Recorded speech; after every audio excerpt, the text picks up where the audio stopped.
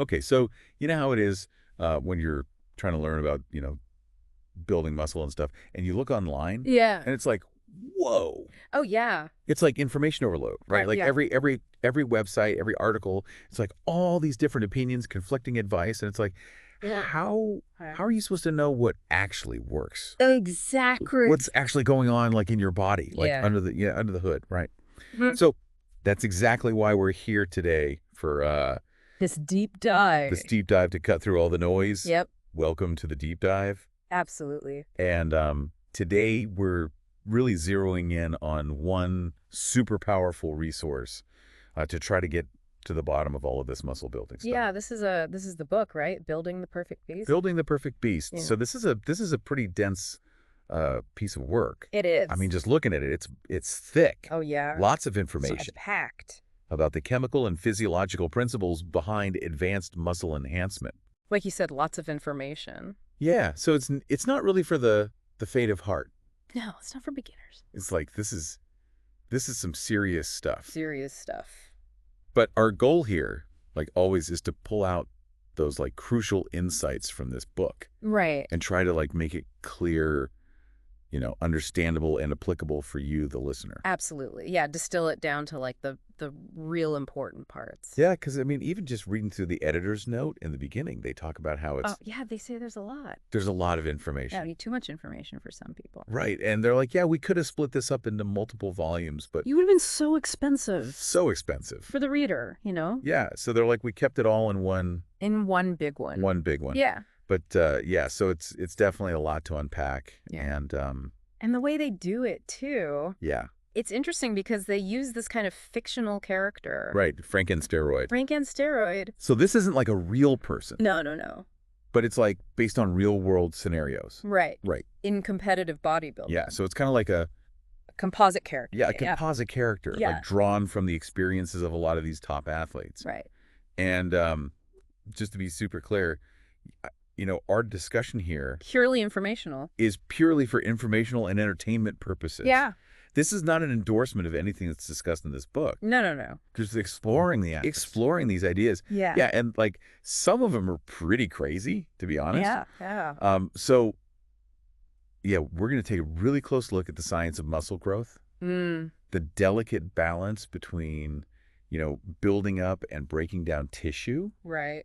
and some of those more like surprising advanced methods that are discussed in the book. Absolutely. Yeah. So are you ready to really dig in here? Let's do it. All right, so So the book starts off with this, this fundamental idea of action/reaction factors. slash reaction factors. Yeah, and the idea here is it's actually really simple, but it's powerful. Okay. Everything you put in your body, whether it's, food, a supplement, or, something else, Like a drug? like a drug or something, it's a chemical Right. with specific effects. But all chemistry Yeah, it's all chemistry, right? So every choice you make has a consequence. has a chemical A consequence. critical consequence, yeah. Yeah. And I think the point the book really emphasizes is that some approaches to, building muscle, Right. they might create like a really visually impressive physique, Right.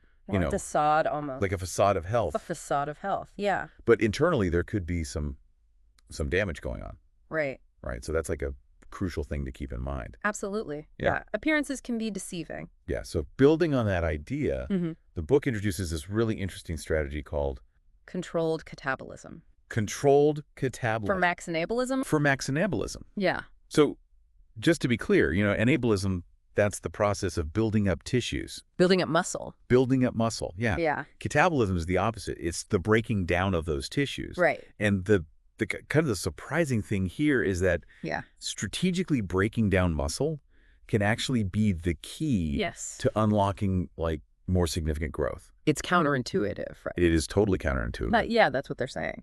So how does that even work? So the way they explain it is that when you have this controlled breakdown of muscle tissue, it triggers like a survival response in the body.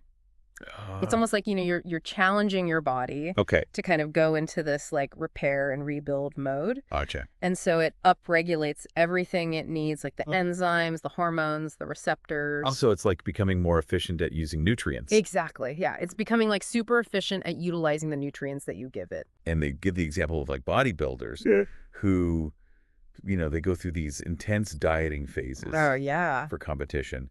And then afterwards, they often experience like really rapid gains. Right. And that's like this principle in action. That's exactly it. Yeah. That's so interesting. Okay, so Yeah. So now to like really optimize this environment for growth, to really take advantage of this, the book goes into these effective dosage factors. effective dosage factors. Yeah. And this isn't just about like how much of something you take. Right. It's about understanding like the active life, the half-life. Okay. So like how long it stays effective in your system. Gotcha. And the dosage thresholds, like at what point do you actually start seeing results? So it's not just like more is better. No, not necessarily, right? Yeah. It's about finding that sweet spot. The sweet spot. Yeah. And I think a big point they make is that, exceeding these plasma thresholds without actually getting the effect you want, Right. that's just wasted potential. Wasted effort, wasted money, Right. And they say this is actually a really common reason why a lot of athletes don't reach their full potential. Oh, yeah, for sure. They're just not using things efficiently. Right. They're just kind of throwing stuff at the wall and seeing what sticks. Yeah. Okay. So, Yeah. So to maximize these effective periods, the book talks about max androgen phases. okay, max androgen phases. Okay. And these are typically pretty short, like 21 to 30 days. Okay. And the idea is to create this, really potent anabolic environment Gotcha. to maximize growth before your body's natural balancing mechanisms kick in. Homeostasis. Yeah, homeostasis, right. The body wants to stay balanced. Exactly. It wants Yeah. to maintain equilibrium. Right. So when we introduce something that kind of pushes it out of whack, It tries to push back. it tries to push back. Yeah. So it's like you want to hit it hard while the body's most receptive Right. and then back off before it adapts too much. Absolutely. Okay. Now, this is another interesting point the book makes is about estrogen. Oh, yeah. So estrogen control, not eliminate. Yeah. So that seems kind of counterintuitive. It does, right? Because a lot of guys think, estrogen is the enemy. Right. Like get rid of it all. Get rid of it completely. But what they're saying is actually estrogen plays a role in things like, IGF-1 production, which is crucial for growth. Yeah.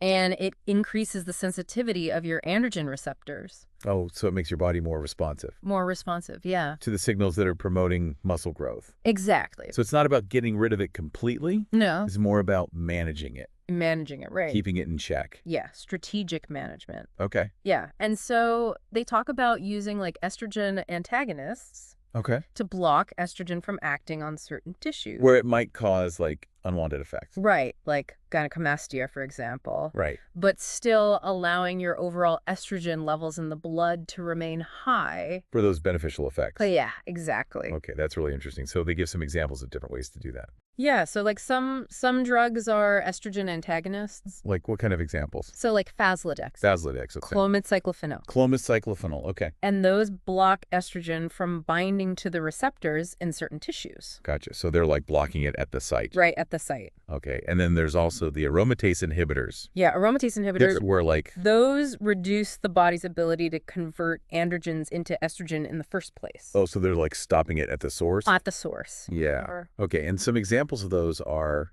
Arimidex. Arimidex, Proviron aromasin. Ruviron aromasin. Yeah. Okay. Wow. So many different ways to manage that. It's a complex system. It is. Okay. So we've talked about creating that right hormonal environment. Right. Now, the book also gets into the specifics of muscle itself Yeah. with this concept of protein turnover rate. PTO. PTOR. Yeah. Yeah. So this is a really cool concept. The book defines PTOR as the daily rate Right. at which your body breaks down and rebuilds protein. It's constantly happening. It's constantly happening. And Yeah. they even give you a formula to kind of estimate your PTOR. Oh, yeah. It's your body weight in pounds times 18 grams of protein. 18 grams of protein. Yeah. So like for a 200-pound guy. That's a lot of protein. Yeah. 360 grams of protein 360 grams of protein. every day. Wow. Okay. And then it gets even more interesting. Right. Because then they're like, because they talk about how different muscle groups have different PTORs. Oh, yeah, at different rates. So some muscles might grow faster Right. or recover more quickly than others. Yeah, and that's due to like blood flow, nutrient delivery, even the concentration of different hormone receptors in those areas. Oh, wow. So it's not just like a one-size-fits-all. No, not at all. Okay. And this also has practical implications for your training Okay, how so? because, training one muscle group can actually impact the recovery and growth of another. Oh, really? Yeah, because of like secondary muscle involvement. So like if you're doing like a heavy chest workout, Mm. you're also hitting your triceps. Exactly. So Okay. you got to plan your training splits strategically. So you're not hindering the growth of any particular muscle group. Yeah, you don't want to overtrain, Right. and that's a common mistake. Yeah, it's also interconnected. It is. All right, so let's talk about insulin and growth hormone Okay. because the book gets into their synergy, Yeah, which is fascinating. that is. Yeah. So these two hormones, they actually have some opposing actions, Right. but they can work together Yeah. to create like a really powerful anabolic effect. It's all about balance, right? Right. So like insulin, we know helps lower blood sugar. Right. Promotes fat storage uptake of certain amino acids. It also helps convert T4 to T3. Yeah, the active thyroid hormone. Okay. And then growth hormone tends to raise blood sugar. Right. Releases fat. Helps with the uptake of other amino acids. Yeah.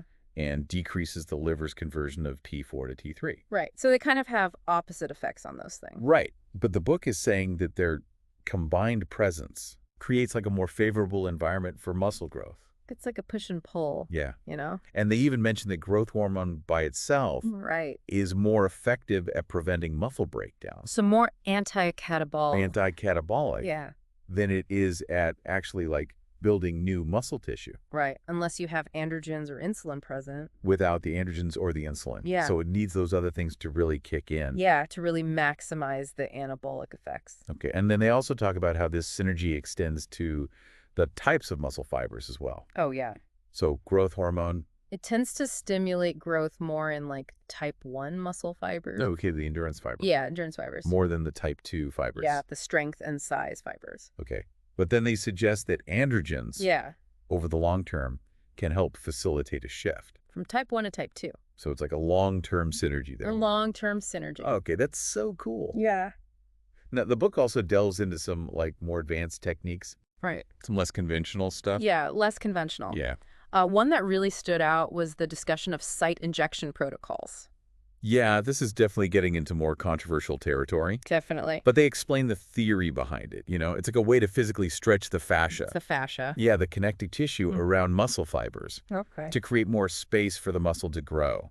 So it's like, They use this analogy of a balloon inside a coffee can. okay, I like that. If you expand the can, the balloon has more room to inflate. Right. So it's like creating more physical room for the muscle to expand. Yeah, that's the idea. Wow. And what kind of substances are they using for this? So they mentioned like synthol Synthol. and what used to be called hazardous materials. Hazardous materials. Now it's hardcore muscle gear. Oh, okay. And these are basically sterile fatty acids. Sterile fatty acids. Yeah. Wow. Okay. So speaking of hazardous materials or hardcore muscle gear now, Right, they changed the name. they changed the name. The book has like a whole section on their range of topical and oral androgen products. Right. And it's suggesting that these products might act as like super synthol. Yeah, like occupying space within the muscle, Okay. but also delivering anabolic and androgenic effects, Wow. potentially comparable to some injectables. Wow, that's a big claim.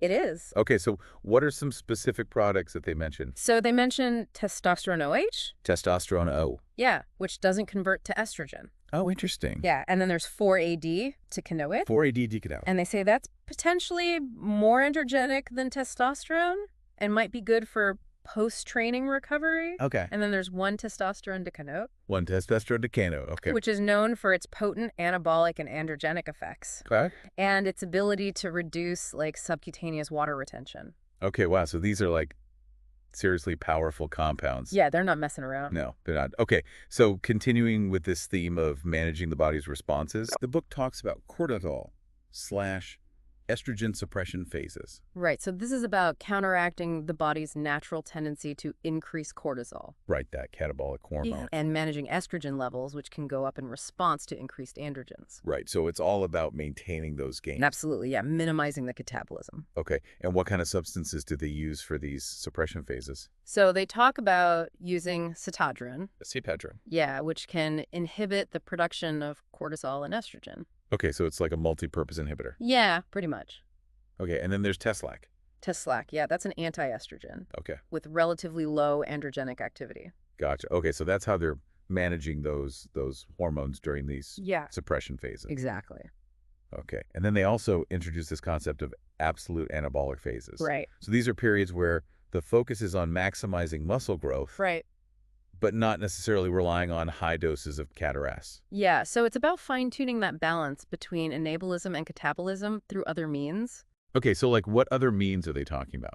So manipulating hormone levels. Okay. Optimizing nutrient intake. Okay, so it's like really dialing in all those other factors? Yeah, all those other factors that contribute to growth. Wow, and they give this crazy example of like... Yeah, it's like a theoretical scenario. A 200-pound bodybuilder gaining like almost a pound of lean tissue per day. Per day. Without even training. Yeah, just by manipulating these anabolic and anti-catabolic factors. That's wild. It is. It's like a theoretical extreme. Right. But it just shows you the potential. The potential. Yeah, when you really skew that ratio in the right direction. And of course, they emphasize that you need adequate calories and protein. Oh, yeah, absolutely. To even make that possible. You can't build something from nothing. Right. Okay, Don't build something from nothing. Right. Okay, so... Now let's talk about zinc. Zinc. Yeah. Okay, I wouldn't have thought of that as like a top muscle-building nutrient. Right. It's not the first thing that comes to mind. But the book really emphasizes its importance. Yeah, they say it's involved in like hundreds of enzymatic reactions. Hundreds? Yeah, like 200 to 300. Wow. Okay, so what are some of the key roles it plays in muscle growth? So like the proper functioning of androgen receptors. Okay. If you're deficient in zinc, you might actually have fewer androgen receptors. Oh, wow. And they might not bind as well to hormones. Okay. It can even increase estrogen receptors and aromatization. Oh, wow. Okay. And then zinc is also important for your HPTA axis. The HPTA axis? It's for converting hormones. Yeah. A healthy immune response? Okay. Antioxidant. So it's like an all-around important nutrient. It is, yeah. It does a lot of things. Wow. Okay. So the book also seems to challenge some commonly held beliefs. Yeah. Like about the relationship between testosterone and heart health. Oh, yeah. So they reference studies suggesting that testosterone might actually have benefits. Right. Or at least no significant negative impact on cardiovascular risk factors. Right. So things like blood pressure, HDL, LDL cholesterol levels, angina. Wow. So that goes against a lot of what we hear. Yeah, it does. Interesting. It is. And they also talk about DHT. DHT, dihydrotestosterone. Yeah, and prostate health. Right. And they even mentioned that DHT has been patented as a treatment for BPH. BPH? Yeah, benign prostatic hyperplasia. Okay. And that some research actually links estrogen levels more closely to prostate issues. Oh, wow. Yeah, and then they even throw out this statistic about a high percentage of false positives in PSA tests. Wow, that's a lot to think about. It is. It really challenges those conventional ideas. Okay, so let's talk about how anabolic androgenic steroids actually work. Okay. Because the book makes it clear that it's not just about binding to androgen receptors. Right. It's more complicated than that. Yeah, so that primary mechanism. Yeah, the binding to the androgen receptors, which then influences DNA and mRNA transcription. Okay. That's crucial. That's like the main thing. Yeah, the main thing. But there's also these secondary mechanisms at play that also contribute to muscle growth. Exact. Okay, so what are some of those secondary mechanisms? So there's what they call metabolite mitigating effects. Metabolite mitigating effects. Yeah, so like the example they use is testosterone converting to estrogen. Right. And then estrogen having its own effects on growth and recovery. Okay. And then they also talk about increased glycogen storage in the muscle cells. Okay. Which leads to osmotic anabolism. Osmotic anabolism. Yeah, so the muscle cells become more full. Like what happens with creatine. Exactly, like with creatine. Okay, so it's not just about that direct genetic signaling. Right, there's other things going on. Okay, what else? So they also talk about the enzymatic reduction of some steroids into DHT or DHT-like compounds Okay. through the 5-alpha reductase enzyme. Okay. And that can influence the androgenic effects. Gotcha. And then also when the liver detoxifies 17-alpha alkylated steroids, Yeah. it can actually increase IGF-1 production in the liver. In the liver specifically. Yeah. Wow, okay. Yeah. And then finally, they talk about how AAS can increase nitric oxide synthesis Okay. and VEGF. VEGF. Yeah, vascular endothelial growth factor, Okay. which promotes the formation of new capillaries. So better blood flow. Better blood flow and nutrient delivery. Wow, so it's a lot more than just that simple lock and key mechanism. It is, yeah, it's a complex cascade of events. It is, okay, so all this information leads to strategic use of these substances. Right. And the book talks about strategic cycling and phasing. Yeah, this goes back to those max androgen phases. Right, those short, high-intensity periods. Yeah, hit it hard and then back off. Hit it hard and back off before the body adapts. Exactly. And then they introduce the concept of tide cycles. Tide cycles. So that's adjusting the ratio of anabolic to androgenic effects throughout the cycle. Right. So you might start with more androgenic compounds. Okay. And then transition to more anabolic ones as you go. Interesting. Yeah, it's like riding the waves. Riding the waves. Okay. And then there's also phase cycles. Phase cycles, yeah. So alternating between periods of like high activity Right. and then periods Just off. giving your body a break, letting those receptors recover. Letting the receptors upregulate. Exactly. Become more sensitive again. Yeah. Okay. So, and then a really crucial aspect of all of this is maintaining the muscle you've gained. Right. Because a lot of people think, you do a cycle and then you just lose everything. You just deflate. You deflate, yeah. But the book says that's not inevitable. No, not at all. It depends on how well you manage those action/reaction factors. Exactly. It's all about managing those factors. Okay, so what are some of the ways they talk about maintaining muscle post-cycle? So they talk about using anti-estrogens. Anti-estrogens. Like Arimidex, Nolvadex, Teslac. Arimidex, Nolvadex, Teslac. And then compounds that stimulate the HPTA axis. The HPTA axis. Yeah, like HCG, clomid-cyclophene. HCG, clomid-cyclophene. Yeah. Okay, and they also talk about the importance of creatine. Yeah, creatine's crucial. For maintaining ATP and CP levels. But for energy. For energy. Yeah. Okay. Now, we should also talk about managing side effects. Yeah, because there can be some. Yeah, there can be. And they use hair loss as an example. Right. A lot of guys worry about that. Yeah. So they explain that DHT, because of its affinity for androgen receptors in the scalp, plays a big role in hair loss. Right. And they talk about finasteride. Finasteride, okay. Proskr or Propecia, Okay. which inhibits DHT production. Okay. But they also point out that finasteride might negatively impact IGF-1 levels. Oh, so there's a trade-off. Yeah, there's always a trade-off. Okay. And so they also mention Nizoral shampoo. Nizoral shampoo, okay. As a potential alternative. Okay, now does that work? They say it might inhibit DHT conversion in the hair follicles, Okay. but without affecting IGF-1 systemically. Oh, interesting. This is more localized? More localized, yeah. And then they also talk about the interaction between inhibiting DHT and estrogen levels and how using aromatase inhibitors alongside DHT blockers might be beneficial. To avoid estrogen-related side effects. Exactly. Yeah, it's all about balance. Balance. Yeah. Okay, so let's shift gears a little bit and talk about training. Okay. The book introduces this philosophy called synergistic chaos training. Yeah, what a name. What a name. Right. Okay, so what is that all about? So basically it's about using a variety of training protocols, but with a specific intention to maximize muscle fiber recruitment. Gotcha. Especially when you're using, specific chemicals. Okay. And they emphasize training to positive muscular failure. Positive muscular failure. Yeah, within certain rep ranges. Like what kind of rep range? Like 4 to 15 reps for type 2 fibers. Yeah. Okay. And keeping workouts relatively short. Short. Under an hour. Under an hour. Yeah. Okay, and they even say that you might need to adjust your training. Right. During those absolute anabolic phases. Yeah.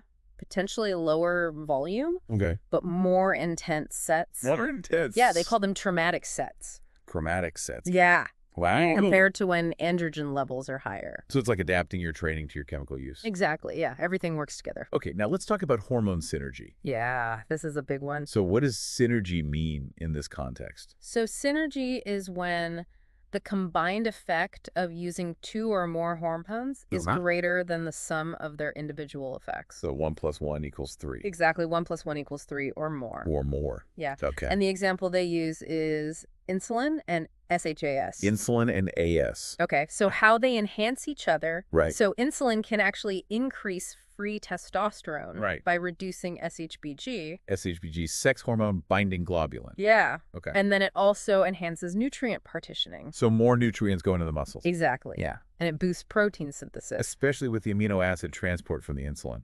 Yeah, it all works together. Wow, so it's like a multifaceted enhancement. It is. Okay, finally, let's talk about nutrition. Okay. Because the book has a section on nutritional considerations for mass and contest prep. Right. So let's start with the mass building phase. Okay, so for building mass, they emphasize high protein. High protein, how much are we talking? Like 2 to 4 grams per pound of body weight. 2 to 4 grams per pound. Yeah. Okay. And then moderate to high complex carbs. Carbs. Yeah, 1 to 3 grams per pound. 1 to 3 grams per pound. And moderate fat. Moderate fat. Okay. Yeah, like 20 to 40% of your calories from fat. Okay. With a focus on essential fatty acids. Essential fatty acids, EFAs.